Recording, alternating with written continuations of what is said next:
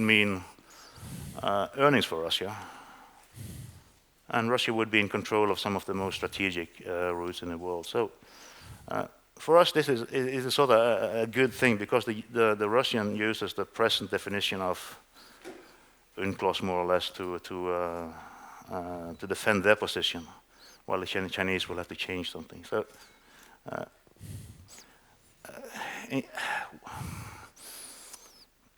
this cannot only be analyzed in commercial terms, in the cost of the routes and so on. It will also have to be analyzed in terms of strategic things. In China, for instance, there has been a debate on the vulnerability of their sea lines of communication across the Indian Ocean if a conflict with India or any other maritime power in that region should occur. And if that should occur, then of course this Northeast Passage would give them a secure line for their goods, exports and imports. So what you're saying is that Norway is likely to support Russia against China? For the time being, the Chinese doesn't speak to us. You may remember that after the Norwegian Nobel Prize Committee gave the prize to a Chinese dissident, then almost all relations between Norway and China has been cut out. And of course, Norway is not very willing to give a lot to China these days. That might change. Yeah. I'm Leif Windvåg from the Royal Academy of War Sciences. I would like to return a little to the headline and the focus on the Baltic. During the Cold War period, I would say that Central Europe was the focal point. Maybe that has changed now to the Baltic, and that relates to what Karlis Neretnieks said, that we may only fight for a week. And my question to you as independent analyst is, what will we do on the 7th day? And I'm thinking of the unilateral Swedish Solidarity Pact, because when I ask Swedish politicians about it, I have a 360-degree range from fulfilling the options to nothing.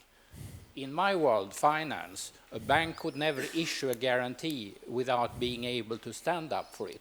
What is your interpretation from the outside? What can we deliver, and what do you and the Baltic countries expect from us?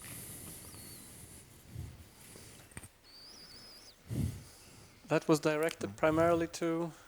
The two independent ones, I mean, colleagues. Yes. Please. Well, I'm glad to hear that some bankers wouldn't give up loans without any guarantees. Unfortunately, not everyone thought so a few years ago. But I guess Finland's perspective is, and will remain for now, is we will be prepared and should be prepared to take care of our own area. And through that, that should provide some assistance to others also. Again, so that Finnish territory or territory near Finland would not be used against anyone else either.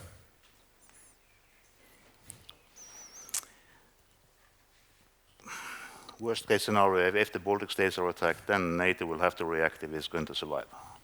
For Norway, that would mean that we would provide whatever we can, and we will provide bases for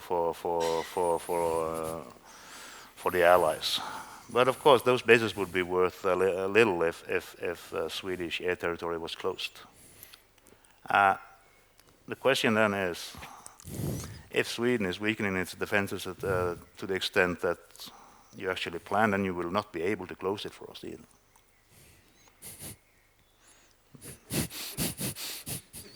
So if what I'm saying, if the weaker you are, the less of a player you become, and the more of a victim you become in such a conflict. If it's not, if cooperation is not prepared, then it will come as a surprise.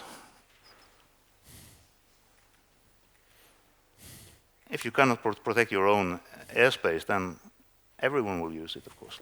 I agree totally with the general. It will be difficult. Any state that gives up control will probably be bullied. That's our belief in the North. If we were weak militarily, we would be bullied. There would be military displays to push us, pressure us to give up things. I think the kind of successful result we had in negotiation with Russia over the borderline at sea came partially as a result of strength. So I believe that too much weakness is because if you're talking about this scenario, then all the rules are out. I mean, there will be very few rules left. General? This gives me a splendid opportunity to promote a book. The Royal Swedish Academy of War Sciences has made a study on this, let's call it solidarity problem, helping our Baltic neighbors. And it's published in a book, and it's in English. And Bo Hugemark, sitting there, stand up please, is prepared to sell it to everyone who wants it. 100 Swedish crowns. It's a bargain. Yes, sir. Thank you, Robert Dalsho. Mr. Ulriksen mentioned deterrence several times, and especially the submarines as an element of that. And Mr. Salonius-Pasternak implied deterrence by pointing to the range of JASM. Would that mean deterrence by defense or deterrence by punishment? And if so, what kind of target sets were you thinking about?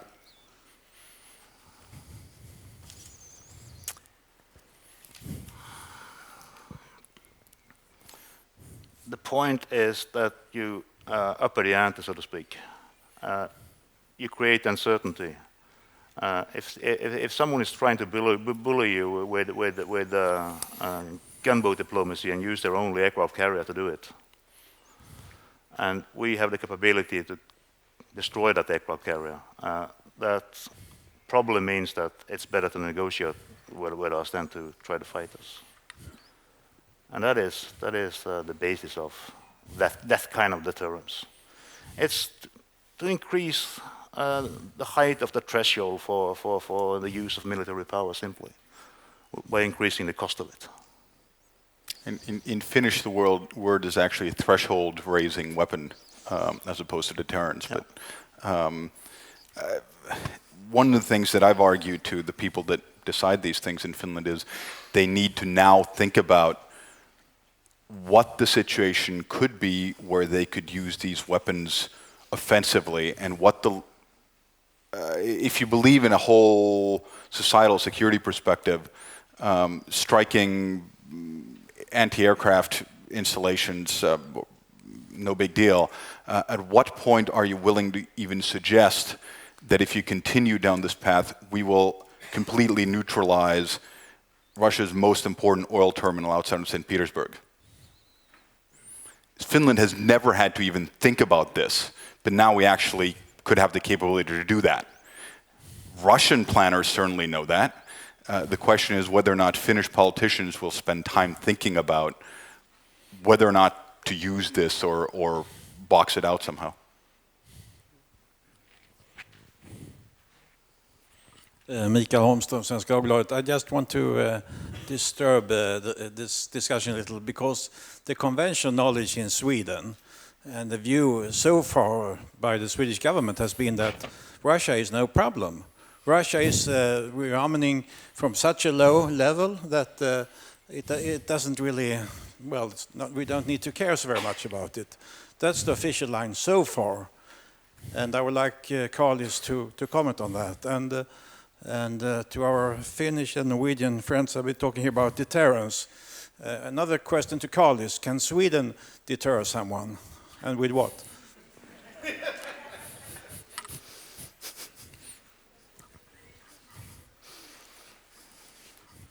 Okay, then I'll start. This about, let's call it the Russian threat. I don't have much to add. I think Mr. Lucas and Mr. Dombrovski made it very clear this morning how, let's call it a threat picture, what it looks like. From soft power in different ways, in the end to military capabilities and the use of military force, and everything in between, intimidation or whatever. So I have nothing to add personally on that, really. It's a very, very broad spectrum of threats. When it comes to Swedish deterrence, Michael, you know just as well as I do that the Swedish armed forces at the moment are in an extremely bad shape. They might become a bit better when the defense reform is implemented. The idea was to implement it to the year 2014, but of budgetary reasons, now that date is postponed to 2023, and that assumes a 10% increase of the defense budget, as I mentioned. And also, when the reform is implemented fully, we are still talking about this 1 week, 1 place, small enemy defense. That's the truth. Deterrence, no, that's no deterrence, I'm sorry. Could I just have a small comment on that? As we view the Russian Navy, if the Russians don't invest, they will not have a Navy in 5 years. Everything is built in the 1980s or early 1990s, and the maintenance is extremely bad. The Russian naval wharves are not capable of building a large ship. They have to go the humiliating way to France to buy simple helicopter carriers. I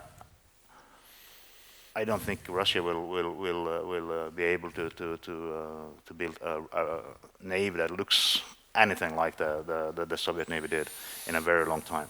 But that said, of course, it's especially for countries with a land border.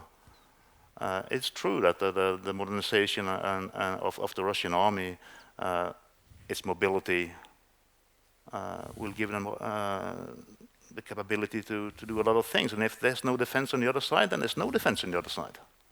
Simple as that. Even if you start from a low starting point and you go a little bit up, but if the other guy is also on a very low starting point, then and he stays there, then something happens.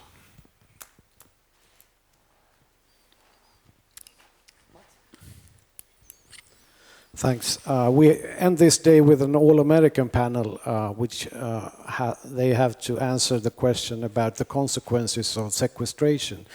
I'll take the opportunity from your Nordic perspective. What are your conclusions and fears and hopes about the consequences of budget cuts, American budget cuts, and the Reset 2 policy of President Obama?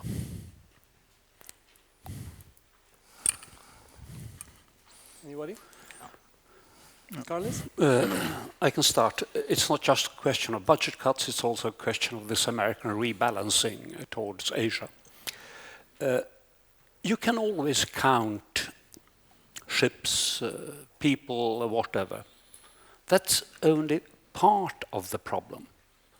The really interesting thing, to my mind, is what conclusions will be drawn from this in Moscow. How do they interpret the defense budget cuts in the leading European NATO countries, the American rebalancing towards Asia, budget cuts in Washington? How does Russia interpret that? What do they see it as a sign or signs for something? The Europeans getting soft, the Americans getting soft, whatever. That's the really important thing, to my mind, what this might mean and how it might influence, let's call it security in our part of the world. The interpretation in Moscow. Anybody else care to add? I think that one of the main problems is that there will be very little American investment now, and there will be very little investment in new capabilities. And the forces they are moving to Asia are not necessarily the ones that are best able to handle the threats they will face in Asia. I'm involved in a project that studies anti-access systems and area denial systems developed by countries like China, North Korea, and Iran. And since the collapse of the Soviet Union, the United States has almost complete and full sea control all over the world for the last 20 years. It's by default. Now it's challenged, and it's challenged in a real way. And if something should happen in the South China Sea or within the so-called first island chains, then the U.S. Navy will not be necessarily be capable of handling that without large problems. And that means that, and the present cuts means that they will have difficulties adjusting their whole armed forces to these kind of new threats. And then the result of that will, of course, be that states developing those kind of systems will gain in political power, and they will have a real opportunity to challenge the hegemon, so to speak. Would you have some just a quick addition. I think the tones of voice in the U.S. sequestration discussion in Washington are kind of amusing because it's not actually that much money that couldn't be reasonably dug out of there. So I think it's an overblown. It's a big number because the U.S. usually likes to cite a decade's worth of money. Second, as far as Finland's concerned, let's say, but I think maybe Sweden, Baltic countries, the things that will be saved and in fact get more money are things that are directly useful to us. I don't care how many divisions or brigades the US has in Europe. I really don't. But I would care, if we were a NATO member, that the US is investing more in special operations forces, different intelligence gathering methods, cyber, and so on. So here's where maybe we benefit from our geographic position, if Finland ever does. Yes, hi, my name's Matt Bryza from the International Center for Defense Studies in Tallinn. We've just heard fascinating presentations of 3, and if you add Denmark, 4 different ways to approach a country's self-strategic interests in terms of military planning. Finland, like Estonia, focusing on territorial defense. Norway on the high north, primarily naval and air forces. Sweden, as Karlis said, de facto really nothing operationally except for this solidarity pledge, which is quite significant politically. And then Denmark, we just touched upon international operations and coalition operations primarily. And I don't mean this to be a rhetorical question, or I'm not trying to ingratiate myself to Mats, but in the absence of NATO membership for everybody, how can these 4 varying strategic visions be integrated in any meaningful way? And in other words, how does your ongoing security cooperation in the NB grouping work, and what's there to show for it? Thank you. I mean, I guess I'll start. I guess that is the core problem. As soon as Swedish defense and foreign minister wrote an op-ed which was published in a Swedish-speaking Swedish-language newspaper in Finland suggesting purchasing things together, it took the Finnish Defense Committee chair maybe an hour to say, well, this of course requires state agreements so that we can use them in every situation, and that led into a whole long discussion on whether or not the president and the defense minister were at odds and onwards. That's the crux. So for now, it'll be small but potentially useful things, and I've argued for a long time that they're needed. What's more needed is stories. We need to be better at telling a broader story about why this is useful, and certainly other people touched at it this morning, but I think that's what the politicians need to do better. A short? 2002, Norway and the Netherlands made a lot of cooperation, not treaties, but deals. And it worked well until 2005 when we changed the government. That government included a small socialist left party that said that we should not take part in Operation Enduring Freedom, we should not fight in southern Afghanistan.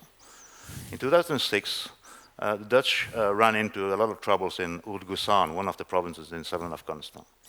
Since we had cooperated a lot with them, and in many ways operationally, but also in procurement things, they sent a lot of requests for Norwegian support, but Norway couldn't do it because it was impossible since the government was like, and it was an embarrassing thing. It was hard to see them in the eyes.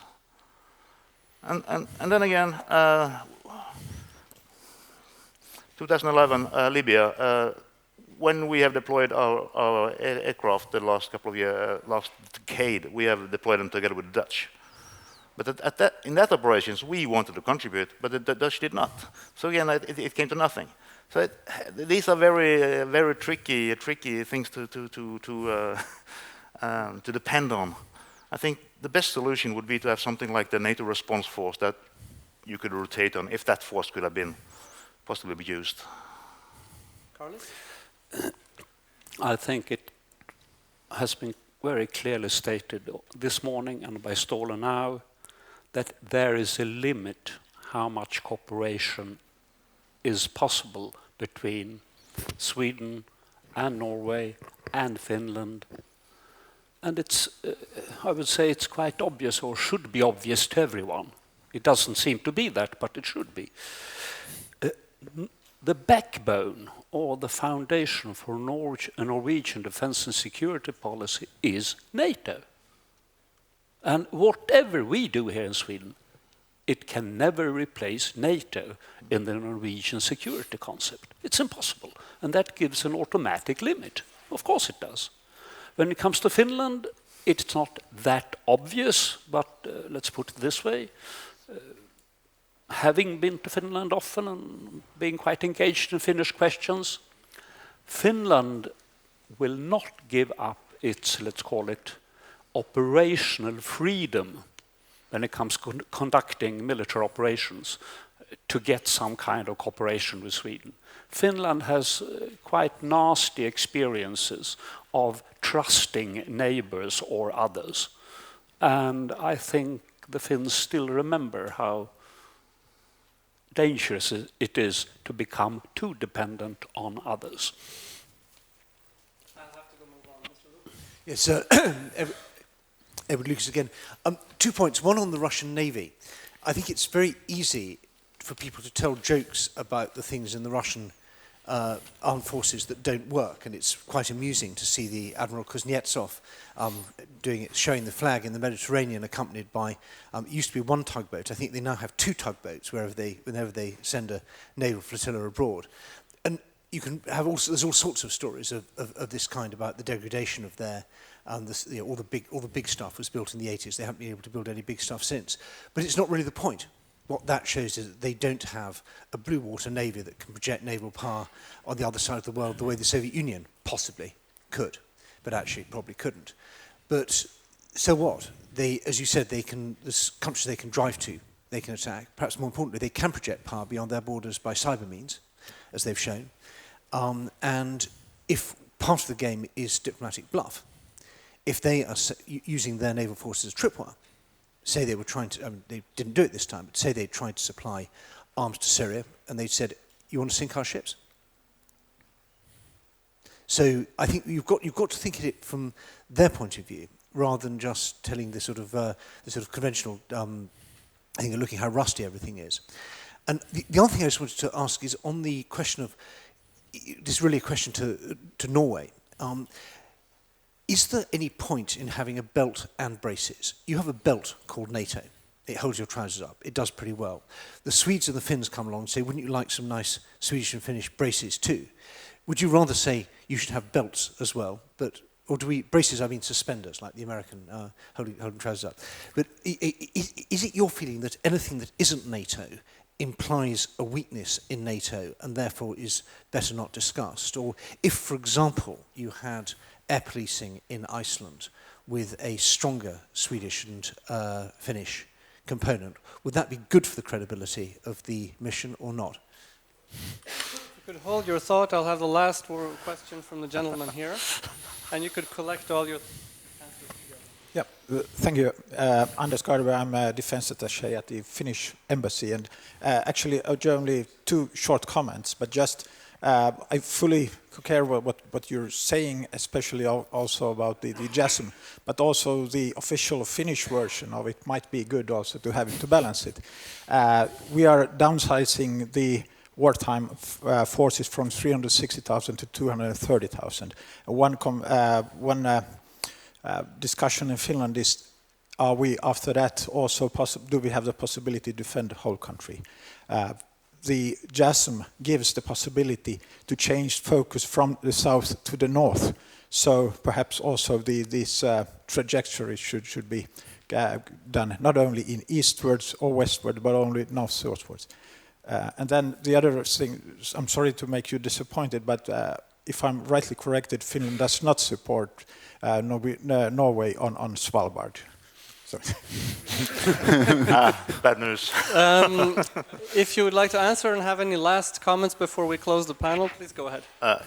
To the Russian Navy, yes. Of course, they can use it for a lot of things, and even a very small Russian Navy would be a problem for us. One point I perhaps I didn't make was that I would prefer Russia to have a navy that is relatively strong.